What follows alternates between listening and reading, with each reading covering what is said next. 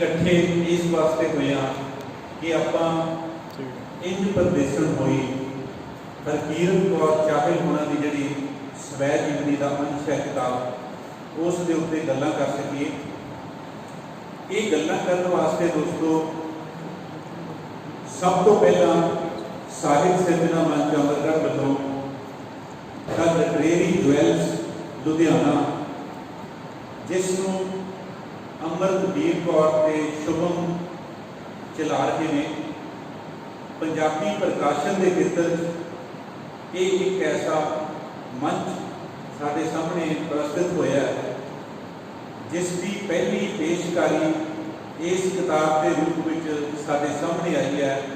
हरकीरत कौर चाहल हुणां दी किताब इंज परदेसन हुई। साहित्य सिरजना मंच अमरगढ़ को इस गल का मान होगा हमेशा कि उन्होंने द लिटरेरी ज्वैल्स इन्हों के पब्लिकेशन की पहली किताब, क्योंकि पहला फर्स्ट सब तो पहला बहुत ही जिंदगी के महत्वपूर्ण होंदा है, उसकी खास थां होंदी है, उसका खास रंग होंदा है, अर्थ होंदा है। ये जी इन्हों की पहली किताब पब्लिश हुई है हरकीरत कौर चाहल हुणां दी इंज परदेसन हुई। इसको असी लोक अर्पण किया, असी इस बारे गल्लां शुरू कर लगे हाँ। मैं एक बार फिर दोहरा दिया कि सानू इस गल का मान रहूगा कि इन्हां दी पहली किताब असी इत्थे अमरगढ़ दे विच इस लाइब्रेरी दे विच रिलीज़ की सी। दोस्तों किताबां की दुनिया बहुत अजीब है। जिहड़े लोग किताबां की दुनिया के नाल जुड़ते हैं वो इस दुनिया के विच एक ऐस किस्म की दुनिया खड़ी करने समर्थ हो जाते हैं जिस दुनिया की सानू सचमुच लोड़ है। एक ऐसी जितनी किताबां के राही उहदे विच पेश पात्रां के राही कहानियां कवितावां नावलां साहित्य ਦੀਆਂ ਵੱਖ-ਵੱਖ विधावां के राही वो सानू दिंदे ने जिहदी असीं मुੱਢ तो तलाश करते तुरे आ रहे। मैनू बहुत खुशी है कि इस लड़ी के विच किताबां की दुनिया में किताबां सिरजन वालियां की दुनिया में ये जिहड़ी अज किताब असी गलबात करने वास्ते चुनी है ये स्वै जीवनी। स्वै जीवनी पंजाबी की एक ऐसी विधा है जिन्हों वो लेखक लिखण के समर्थ होंदा है, योग होंदा है, जिसने पहला कुछ होर लिख लिया हो। साहित्य की दुनिया के विच हमेशा उस स्वै जीवनी का मुल पिया, उसकी कदर हुई है, उसको पढ़िया गया, उसको मानता मिली है, वो स्वै जीवनी स्थापित हुई है जिहदे रचनहारे ने जिहदे सिरजक ने पहला अपनी विधा के विच कुछ काम किया हो।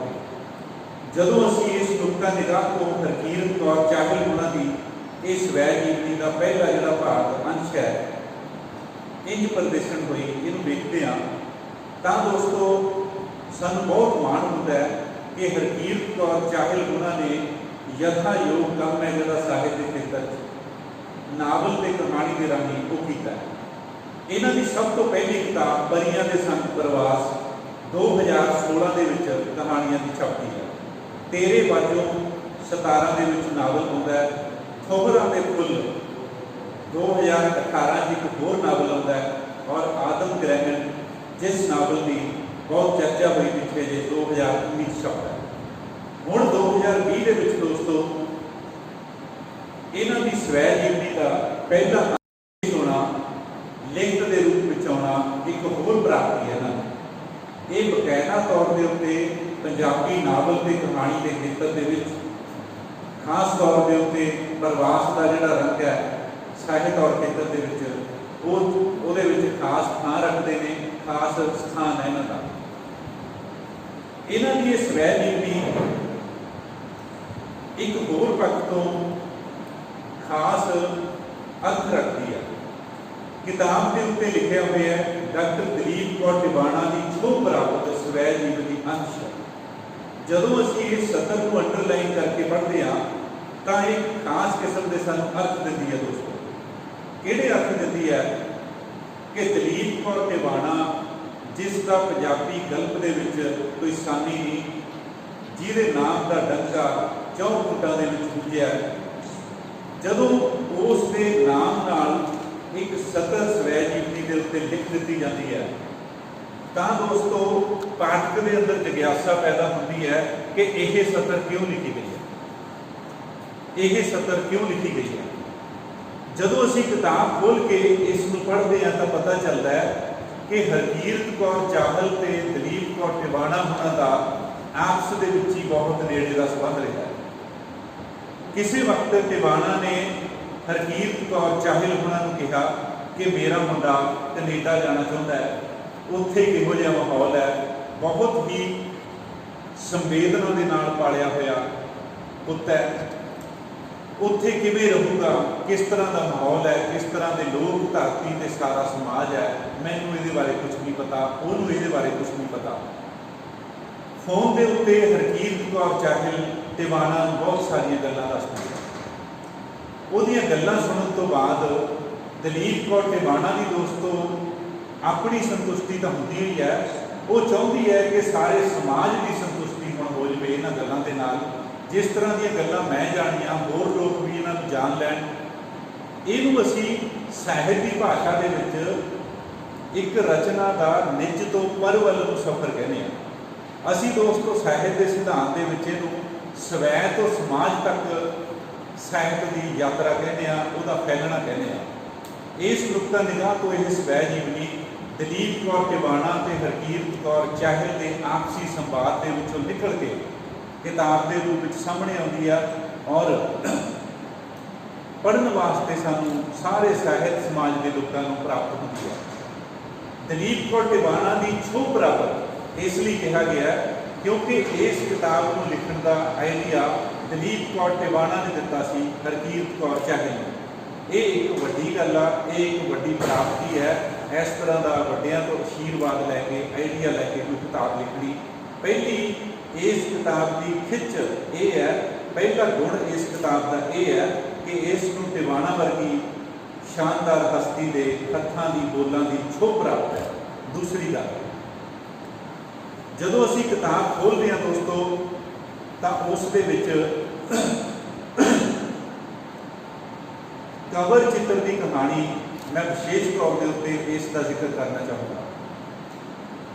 ਅਮਰਤਵੀਰ ਤੇ ਸ਼ੁਭਮ ਜਿਹੜੇ ਇਸ ਪ੍ਰਕਾਸ਼ਨ ਦੇ ਸੰਚਾਲਕ ਨੇ, ਜਿਹੜੇ ਇਸ ਕਿਤਾਬ ਦੇ ਪ੍ਰਕਾਸ਼ਕ ਨੇ, ਉਹ ਕਵਰ ਚਿੱਤਰ ਦੀ ਕਹਾਣੀ ਦੇ ਰਾਹੀਂ ਇੱਕ ਬੜੀ ਹੀ ਮੁੱਲਵਾਨ ਗੱਲ ਲਿਖਦੇ ਨੇ। ਕਹਿੰਦੇ ਕਵਰ ਦੇ ਉੱਤੇ ਉਕਰਿਆ ਹੋਇਆ ਰੁੱਖ ਆਪਣੀਆਂ ਜੜ੍ਹਾਂ ਸਮੇਤ ਹਵਾ 'ਚ ਹੈ, ਨਾ ਉਹ ਧਰਤੀ ਦਾ ਰਿਹਾ ਨਾ ਹੀ ਉਹ ਅਸਮਾਨ ਦਾ ਹੋ ਸਕਿਆ। ਇਹ ਰੁੱਖ ਵੀ ਇਸ ਤਰ੍ਹਾਂ ਲੱਗਦਾ ਜਿਵੇਂ ਪ੍ਰਵਾਸ ਦੀ ਕਹਾਣੀ ਕਹਿ ਰਿਹਾ ਹੋਵੇ। ਜਦੋਂ ਇਹਨਾਂ ਦੀ ਇਬਾਰਤ ਨੂੰ ਪੜ੍ਹਨ ਤੋਂ ਬਾਅਦ ਦੁਬਾਰ ਤੋਂ ਮੈਂ ਇਸ ਨੂੰ ਦੇਖਿਆ ਚਿੱਤਰ ਨੂੰ, ਕਵਰ ਚਿੱਤਰ ਨੂੰ ਦੋਸਤੋ, ਤਾਂ ਸੱਚਮੁੱਚ ਇਹ ਕਵਰ ਚਿੱਤਰ ਮੈਨੂੰ ਨਵੇਂ ਅਰਥ ਦਿੰਦਾ ਲੱਗਿਆ। ਕਿਸੇ ਵੀ ਕਿਤਾਬ ਦੇ ਉੱਤੇ ਕੋਈ ਕਵਰ, ਕੋਈ ਚਿੱਤਰ ਛਾਪ ਦੇਣਾ ਕੋਈ ਐਵੇਂ ਦੀ ਗੱਲ ਨਹੀਂ ਹੁੰਦੀ, ਉਸ ਗੱਲ ਦੇ ਅਰਥ ਹੁੰਦੇ ਨੇ। ਹਰ ਇੱਕ ਚੰਗੀ ਕਿਤਾਬ ਆਪਣੇ ਕਵਰ ਪੇਜ ਤੋਂ ਲੈ ਕੇ ਉਹਦੇ ਚਿੱਤਰ ਤੋਂ ਲੈ ਕੇ ਆਖਰੀ ਪੰਨੇ ਦੇ ਆਖਰੀ ਸ਼ਬਦ ਤੱਕ ਅਰਥ ਦਿੰਦੀ ਹੁੰਦੀ ਹੈ।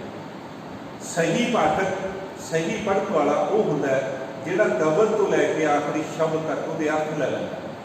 ਮੈਂ ਇਸ ਚਿੱਤਰ ਦੇ ਉਹਨਾਂ ਦੀ ਇਬਾਰਤ ਪੜ੍ਹਨ ਤੋਂ ਬਾਅਦ ਦੋਸਤੋ ਜਿਹੜੇ ਅਰਥ ਲਏ ਉਹਨਾਂ ਦੇ ਵਿੱਚ ਹੋਰ ਵੀ ਵਾਧਾ ਹੋਇਆ। ਉਹਨਾਂ ਨੇ ਜਿਹੜੀ ਗੱਲ ਕਹੀ, ਕਵਰ ਚਿੱਤਰ ਡਿਜ਼ਾਈਨ ਕੀਤਾ, ਛਾਪਿਆ, ਜਦੋਂ ਅਸੀਂ ਉਸ ਨੂੰ ਕਿਤਾਬ ਦੇ ਵਿੱਚ ਸ਼ਾਮਲ ਜਿਹੜਾ ਸਵੈ ਜੀਵਨੀ ਦਾ ਬਿਰਤਾਂਤ ਹੈ ਉਸ ਨਾਲ ਜੋੜ ਕੇ ਵੇਖਦੇ ਹਾਂ ਤਾਂ ਪਤਾ ਲੱਗਦਾ ਹੈ ਕਿ ਗੱਲ ਰਿਲੇਟ ਹੁੰਦੀ ਹੈ, ਗੱਲ ਆਊਟ ਆਫ ਟਰੈਕ ਨਹੀਂ ਹੈ। ਕਵਰ ਚਿੱਤਰ ਸਵੈ ਜੀਵਨੀ ਦੇ ਬਿਰਤਾਂਤ ਨਾਲ ਸਮਰਸ ਹੈ, ਉਹਦੇ ਨਾਲ ਇੱਕ ਮਿੱਕ ਹੈ, ਦੋਨੇ ਜੁੜ ਕੇ ਅਰਥ ਦਿੰਦੇ ਨੇ ਸਾਨੂੰ। ਕਿਸ ਤਰ੍ਹਾਂ ਹਰਕੀਰਤ ਕੌਰ ਚਾਹਲ ਇੱਥੇ ਸਕੂਲ ਦੇ ਵਿੱਚ ਇੱਕ ਅਧਿਆਪਕ ਸੀ। ਬਾਹਰ ਜਾਣ ਦਾ ਆਈਡੀਆ ਆਇਆ, ਬਾਹਰ ਜਾਣ ਦੀ ਯੋਜਨਾ ਬਣੀ ਕੈਨੇਡਾ ਦੇ ਵਿੱਚ। ਸਕੂਲ ਦੇ ਵਿੱਚ ਅਰਜ਼ੀ ਲੈ ਕੇ ਹੋ ਜਾਂਦੀ ਹੈ ਕਿ ਮੈਨੂੰ ਜਾਣ ਦੀ ਆਗਿਆ ਦਿੱਤੀ ਜਾਵੇ। ਸਕੂਲ ਵਾਲੇ ਉਸ ਨੂੰ ਇਸ ਗੱਲ ਦੀ ਸਲਾਹ ਦਿੰਦੇ ਨੇ ਕਿ ਤੂੰ ਪੱਕੇ ਤੌਰ ਦੇ ਉੱਤੇ ਅਸਤੀਫਾ ਦੇ ਕੇ ਨਾ ਜਾ, ਜੀ ਨਹੀਂ ਲੱਗਦਾ, ਬੰਦਾ ਸੈੱਟ ਨਹੀਂ ਆਉਂਦਾ, ਫਿੱਟ ਨਹੀਂ ਹੁੰਦਾ, ਸਮਾਜ ਦੇ ਵਿੱਚ ਆਊਟਸਾਈਡਰ ਸਿੱਧ ਹੋ ਜਾਂਦਾ, वापस मुड़ना पै सकता है, इसलिए तू 2 साल की एक्स इंडिया लीव ले लै, वापस आ जाएगी उसके नाल। हरकीरत कौर चाहल पक्के तौर के उत्ते जान का पक्का मन उसने बना लिया होंदा, वो स्कूल छड्ड के कैनेडा चली जाती। कैनेडा जान इत्थों छुट्टी लैके एलिया बन तो घर का जोड़ा कला कला छोटा छोटा समान है, इत्थों तक उन्हें जिक्र किया कि फर्नीचर भी, सोफे भी, आ कुर्सियाँ भी, कितनी सोहनिया चीज़ां जिन्हां नाल असीं एक लंबे समय तो घर दे विच रहिंदे आ रहे हैं, जिन्हां वस्तुआं नाल साडा मनुक्खां वर्गा प्यार मुहब्बत ते मोह का रिश्ता बनिया होया, ऐ वो लोगों नूं सिखा दित्ती गई कि हुण असीं पक्के तौर के उत्ते उस धरती के उत्ते चले हाँ जिथे असीं एक नवां घर, नवां फर्नीचर, नवां रिश्ता, अपनी नवीं होंद ते हस्ती स्थापित करनी है, असीं उत्थे चले हाँ। हुण प्रदेश जाण वेले बंदा किहड़ियां चीज़ां नूं इत्थे छड्डदा, छड्डियां गईयां चीज़ां दे विचों किहड़ियां व्यक्ति वस्तु ते वरतारे जान वाले बंदे दे इत्थे छाती दे विच ऐ गोली वांग बजदे, ਉਹਦੇ अंदर डूंगा फट पैदा होता, ਉਹਦੇ अंदर एक वढ मारते किहड़े किहड़े वरतारे ते एहसास। हरकीरत कौर चाहल स्वै जीवनी के पहले कांड को लैके आखिरी तक उन्हां सारे एहसासां, संवेदनावां, व्यक्तियां, वस्तुआं ते वरतारियां की फहरिस्त एक लंबी जिहड़ी वो गल्प की भाषा के विच डिजाइन करती चली जाती है। राह दे विच पढ़ के कई थावें ऐसे मोड़ आउंदे ने कि बंदा साह रोक के उन्होंने पढ़ता है, समझता है और उन्होंने अर्थ प्राप्त करता है। जिवें मिसाल के तौर पर एक इहदे विच कांड आउंदा है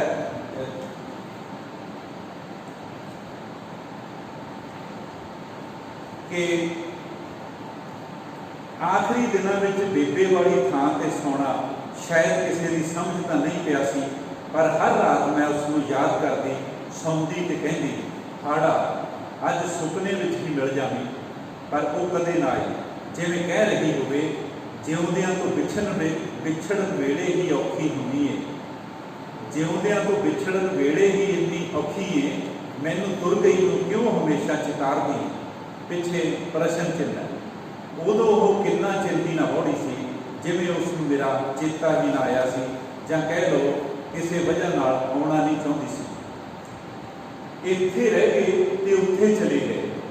दोस्तों किवें इस बिरतांत के टुकड़े दे विच सुपनियां दे विच भी आउण दी, मिल जाण दी गल कर रहे हैं, वास्ता पा रहे हैं। सानूं पता लगता है कि कितना बंदा अंदरों खाली हो जाता है, हिल जाता है।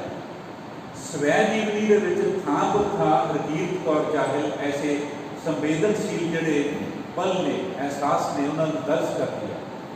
हाँ, दूसरी अगली गल, मैं जिस कवर चित्र की गल कर रहा सी मुड़ के उत्थे आवां, उहदे विच एक दरख्त है जिहड़ा उहदियां जड़ां हवा च ने, उपरला सिरा जिहड़ा आसमान नूं छो नहीं सकिया, उसकी मिट्टी समेत पट्टियां हुई जड़ां का जिहड़ा धरातल है वो हवा दे विच लटक रहा है, पर देखण वाली अख इस गल नूं देखदी है कि उहदे उत्ते हरियाली है। घाह है जिहड़ा वो पीले रंग का नहीं हो गया सुक के, वो हरा है। हरे घाह के उत्ते एक कुड़ी पैंट शर्ट जां विदेशी पहरावा पा के बैठी बदलों वाल देख रही है। हुण बदल ने जिहड़े दोस्तों वो चिट्टे ने, कुछ काले ने, और मैनूं सब तो खूबसूरत प्रतीक जिहड़ा टाइटल दे विच लग्या वो पंछियां दी डार लगी, वो पंछियां दी डार लगी। वो पंछियां की डार पिछला जिहड़ा किताब का पन्ना है, जिल्द है, वो ब्लैक एंड वाइट है, मूल है जिहड़ा वो रंगीन है। दोने पेजां के उत्ते वो पंछियां की डार ऐ टुट के उड़ रही है, अद्धी उधर उड़ रही है, अद्धी उधर उड़ रही है। हुण पंछियां की डार नूं तोड़न वाला, उन्हां नूं दो रंगां दे विच तब्दील करन वाला वो किहड़ा एहसास है, वो किहड़ा पल है, वो किहड़ा ख्याल है, वो बंदे की जिंदगी किहड़ा आइडिया ते विचार हुंदा जिहड़ा जिम्मेवार हुंदा, दो टोटियां दे विचों तोड़ लगा। ये पंछियों के दो टोटे दोस्तों सानू दसते हैं, एक कैनेडा का, एक लाजमी तौर पर इस पंजाब का। और वो दोने धरतियाँ, दोने धरातल, दोने डारा पंछियों दियाँ हरकीरत कौर चाहल के अस्तित्व के विच, ਉਹਦੇ अंतःकरण ਦੇ ਵਿੱਚ, ਉਹਦੇ ਸਾਈਕੀ, ਉਹਦੇ मनोविज्ञान ਦੇ ਵਿੱਚ हर पल ਕਾਰਜਸ਼ੀਲ ਨੇ। उस ਕਾਰਜਸ਼ੀਲਤਾ ਦੇ ਵਿੱਚ ਹੀ ਦੋਸਤੋ ਇਹ ਸਵੈ ਜੀਵਨੀ ਹੈ ਜਿਹੜੀ जन्म ਲੈਂਦੀ है। एक इस ਸਵੈ ਜੀਵਨੀ की होर मैनूं जिहड़ी खूबी लगी वो है काव्यिक भाषा। ਇਹਦਾ ਪਹਿਲਾ ही पाठ पैर परछावियां की जदों असीं पढ़ते हाँ तां एक काव्यिक शैली दे विच लिखी गई वार्तक का सानूं नमूना देखने को मिलता है। असीं इस तरह लगता है भी जिवें कविता पढ़ रहे होंदे हां। सवाल भी पैदा होता है कि वार्तक दे विच कविता का की काम है। जदों असीं पहले कांड नूं टक के दूसरे कांड दे विच प्रवेश करते हैं तां सानूं समझ आ जाती है कि वह काव्यिक रंगण है जिहड़ा इस वास्ते सी ताकि पढ़न वाले नूं उस तरलता के नाल जोड़िया जा सके, संवेदना के उस पतलेपन के नाल जोड़िया जा सके जिहड़ा अगे जाके वख-वख कांडां दे विचों तुहानूं प्राप्त होना। बंदा इसनूं ठोस मन नाल, पत्थर दिल नाल ना पढ़े, बंदा इसनूं ऐं तरल होकर पढ़े जिस तरह कविता होंदी है, जिस तरह काव्य ख्याल होंदे ने, जिवें कविता की भाषा होंदी है। ये एक जुगत है जिहड़ी हरकीरत कौर चाहल इस स्वै जीवनी की शुरुआत के वरत के सानू अचेत तौर के उत्ते अणकहे रूप के एहसास कराउंदी है कि भाई तुसीं इस धरातल के उत्ते इस मानसिकता के नाल अगे जिहड़ा वृतांत तुहाडे अगे पेश होना है उहनूं पढ़ना है तां वो तुहानूं दिल नूं हलूणन तक अर्थ देंगे, तां तुहाडी संवेदना जिहड़ी वो टुंबी जाऊगी। दोस्तों साडे कोल दो शब्द ने, एक है वेदना, एक है संवेदना। मैनू जिस गल का दुख होया वो मेरी वेदना है, मैनू तुहाडी जिस गल का दुख होया वो मेरी संवेदना है। हरकीरत कौर चाहल वेदना ते संवेदना नूं ऐं मिक्स करके स्वै जीवनी दे विच वृतांत सिरजदी है जिवें दोवें दो ना होण एक होवे। ये इसलिए संभव हो सकिया क्योंकि जिवें मैं पहला किया जिक्र कि हरकीरत कौर चाहल इस किताब तो पहला 3 नावल ते कहानियां की किताब पंजाबी साहित्य की झोली दे विच पा चुकी है। इसलिए बिरतांत सिरजन की कला पर उसनूं अबूर हासिल है। हरकीरत कौर चाहल नूं इस गल का बखूबी पता है कि स्वै जीवनी जिस रंग तो तुसीं शुरू की उस रंग के उत्ते तुसीं मुकाउणी हुंदी है। इसलिए दोस्तों असी जो किताब का आखिरी पन्ना पढ़ते हैं जिहड़ा 108वां पन्ना है उहदे उत्ते लिखी हुई वार्त मैं तुहाडे नाल 2 सतरां साझियां करना। कहती हुण तां मन परदेसी भी इंडिया जाके कुछ दिनों बाद आपे ही कह उठदा है, जोगी चलदे भले नगरी वसदी भली। हरकीरत पुरे खड़े तां पानी भी मुश्क जाते ने, ये दुनिया किहड़ा सदीवी रहण बसेरा। सगल धरती की माँ है धरती माँ, मन प्रवासी इसकी अमानत है, अंश है तो ये सदा रहूगा। काव्यिक रंग के उत्ते काव्यिक शैली वाली भाषा के विच स्वै जीवनी शुरू होती है और उस नाल इसकी समाप्ति होती है। पिछला जिहड़ा वृतांत है वो सानू कुछ इस किस्म दी गल्लां नाल जोड़दा है कि एक पंजाबी मनुख जदों प्रवासी होता है तो वो की कुछ लै जाता है, की कुछ छड्ड जाता है। उसके अंदर दिन रात सवेर तो शाम तक जिथे जिथे वो तुरता छड्डिया गया तो प्राप्त सारा कुछ नाल नाल तुरता है। तो जदों वो तुरता है दोस्तों तो हरेक प्रवासी मन के हरेक प्रवासी बंदे के दिमाग के विच कदे ना कदे किते ना किते लाजमी तौर के उत्ते ये सदर गूंजती है कि तू जिंद है, तू वो रूह है, तू वो हस्ती है जिहड़ी इंज प्रदेशन हो जाए। इंज प्रदेशन होंदी है दोस्तों। ये स्वै जीवनी पढ़ के सानू बखूबी इस गल का पता लग जाता है। ये वृतांत ये स्वै जीवनी वृतांत कला हरकीरत कौर चाहल का नहीं, ये मेरा ते तुहाडा अपना सारिਆਂ ਦਾ है। इसलिए ਆਪਾਂ ਇਸ ਨੂੰ पढ़ के इस की अर्थ प्राप्ति करिए तो हरकीरत कौर चाहल ਨੂੰ एक बार फिर तुहाडे ਵੱਲੋं ਲਿਟਰੇਰੀ ਜਵੈਲਸ ਲੁਧਿਆਣਾ ਵੱਲੋਂ ਔਰ ਸਾਹਿਤ ਸਿਰਜਣਾ ਮੰਚ ਅਮਰਗੜ੍ਹ ਵੱਲੋਂ ਇਸ ਸਵੈ ਜੀਵਨੀ ਦੇ ਛਪਣ ਤੇ ਲਿਖਣ ਤੇ ਅਸੀਂ ਮੁਬਾਰਕਬਾਦ ਪੇਸ਼ ਕਰਦੇ ਹੋਏ ਬਹੁਤ ਹੀ ਮਾਣ ਮਹਿਸੂਸ ਕਰਦੇ ਹਾਂ ਕਿ ਸਾਨੂੰ ਇਸ ਦੇ ਉੱਤੇ ਗੱਲ ਕਰਨ ਦਾ ਮੌਕਾ ਮਿਲਿਆ। ਬਹੁਤ ਬਹੁਤ